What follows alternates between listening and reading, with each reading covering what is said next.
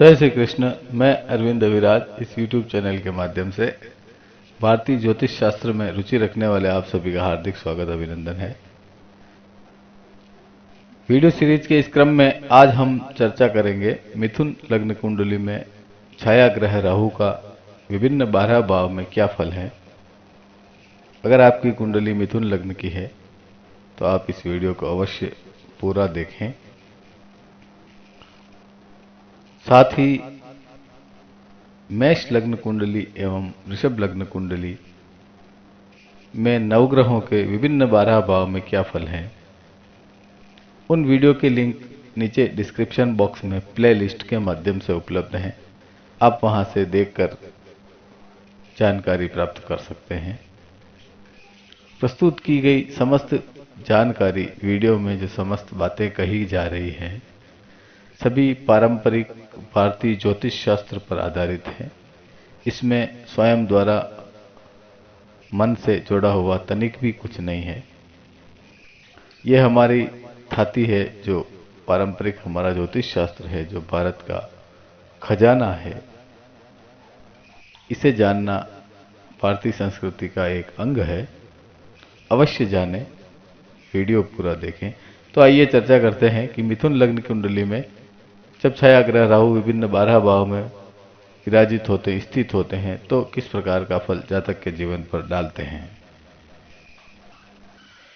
मिथुन लग्न की कुंडली में अगर राहु ग्रह प्रथम स्थान पर केंद्र स्थान पर मिथुन राशि में विराजित हो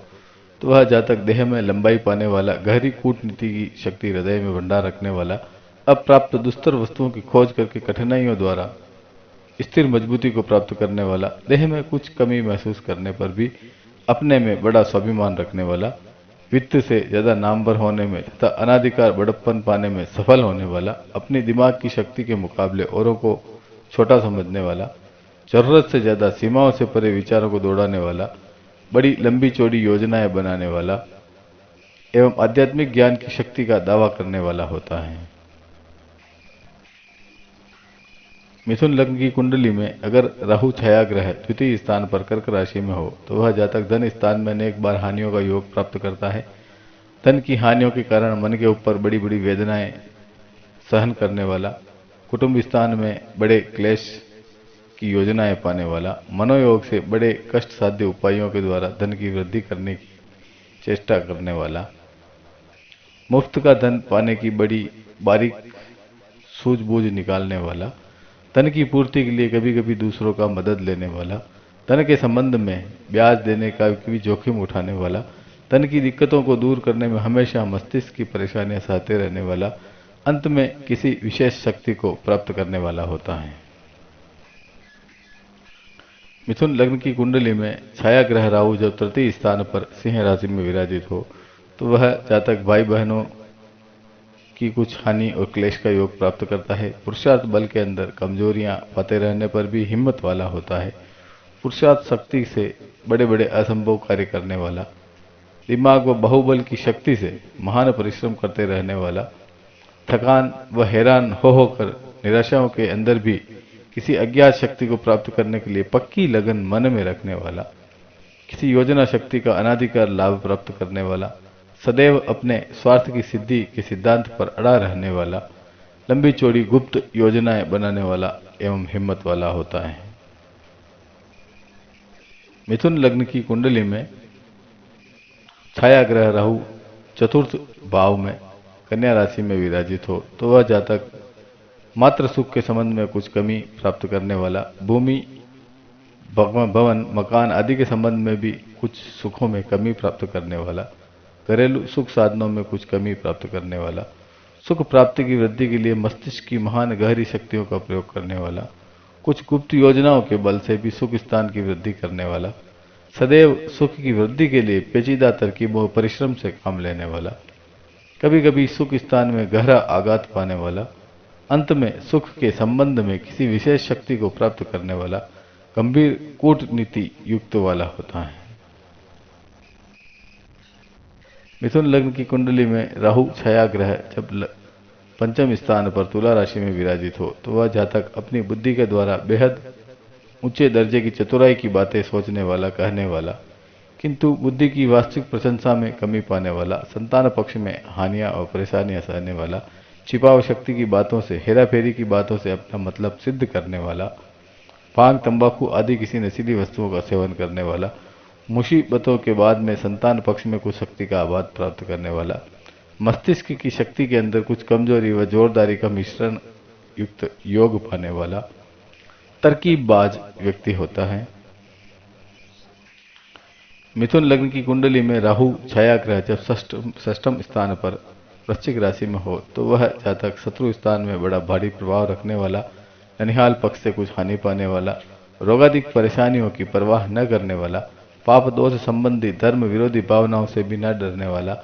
अपनी स्वार्थ सिद्धि का पूरा पूरा ध्यान रखने वाला, विपत्तियों को सदैव नीचा दिखाने की तरकीबें और युक्तियों का संग्रह करने वाला, शील संतोष दया आदि का उचित कर्तव्य पालन करने में अपने को असमर्थ समझने वाला,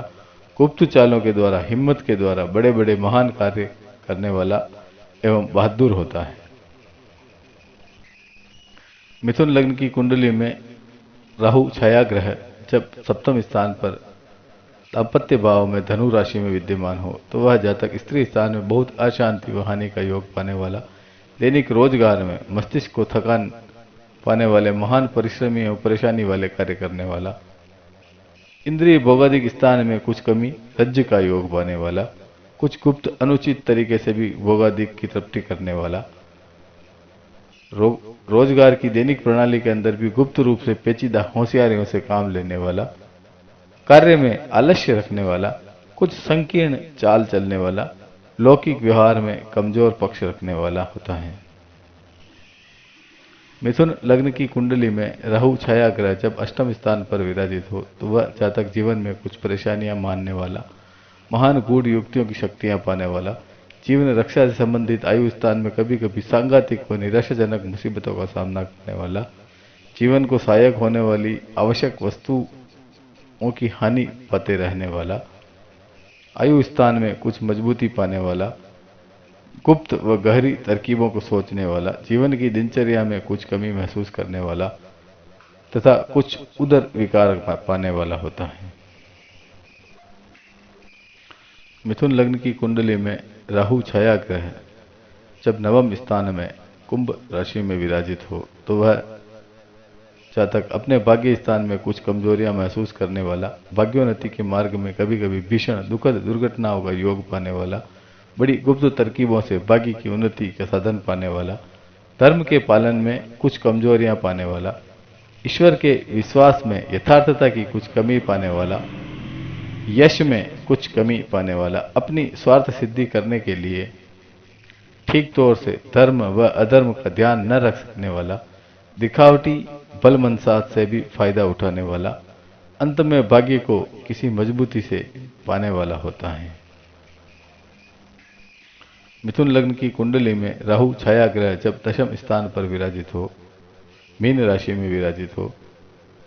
तो वह जातक अपने पितृ स्थान से कुछ हानि व परेशानियों का योग पाने वाला, अपनी उन्नति के लिए कष्ट साध्य उपायों के द्वारा कर्म करते रहने वाला,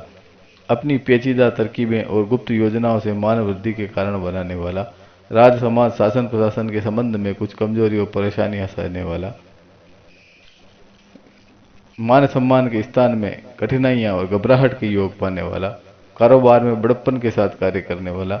हिम्मत के साथ अपनी स्थिति को संभालते रहने वाला, अंत में तरक्की पाने वाला होता है। मिथुन लग्न की कुंडली में राहु छाया ग्रह जब एकादश स्थान पर हो तो वह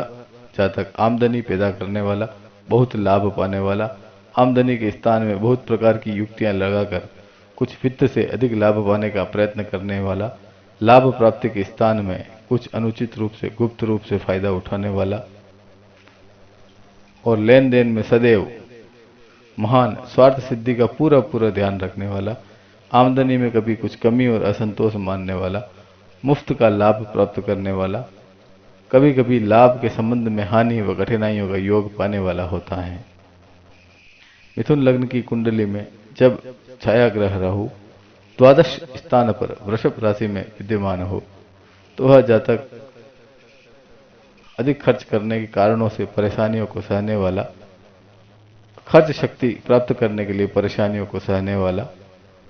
विचित्र युक्तियों से काम लेने वाला, नाजायज तौर से भी खर्च शक्ति का योग प्राप्त करने वाला,